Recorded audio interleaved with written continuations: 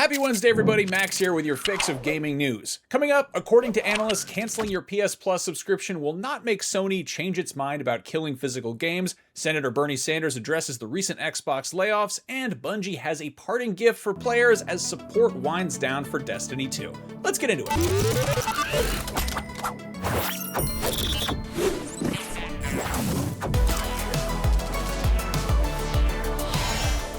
Last week, Sony made the controversial announcement that starting in January 2028, PlayStation games will no longer be available on physical discs. And understandably, this has a lot of people up in arms. The Change.org petition urging Sony to reverse course already has over 200,000 signatures, and now players are canceling their PlayStation Plus subscriptions en masse to send a message. But experts claim it won't do any good. Speaking to IGN, Dr. Serkan Toto, CEO of Japanese game industry consultancy firm Kantan Games, gave some insight into how effective this boycott could be, saying, quote, Sony has over 120 million active PlayStation users. Around 50 million people subscribe to PlayStation Plus. As a thought experiment, let's say 500,000 cancel in protest. That would be just 1% of that business gone. Of course, not enough to Sony to start rethinking. Digital is just too lucrative. Dr. Toto doesn't seem to think this reaction caught Sony off guard, adding, quote, they of course knew what the online reaction would look like, and they now wait for this storm to pass. Meanwhile, Daniel Ahmad, director of research and insights at Nico Partners, posted on X about how Sony will likely react, writing, quote,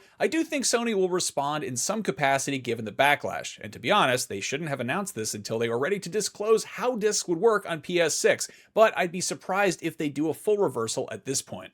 Presently, we know very little about the PlayStation 6, but it seems pretty doubtful it'll support discs of any kind, which is a shame for anybody who uses their PlayStation as a means of playing physical media other than games. Bear in mind, Sony was integral in the creation of the CD, DVD, and Blu-ray format. Meanwhile, the PS2 was the best-selling DVD player of all time, and the PS3 and 4 were the two best-selling Blu-ray players ever. So going all digital for Sony is kind of a big shift. What do you make of all this? We know that PlayStation is going all digital in terms of games, but does that extend to hardware as well? And if the PS6 launches without an optical media drive of any kind, is that a deal breaker for you? Let me know in the comments below. Elsewhere in the world of massive video game companies pissing everyone off, Vermont Senator Bernie Sanders has some harsh words about Microsoft's recent business practices in the Xbox department. Posting on Twitter, Sanders wrote, quote, last year Microsoft made $101 billion in profits, got a $12.5 billion tax break from Trump, and paid its CEO $96 million.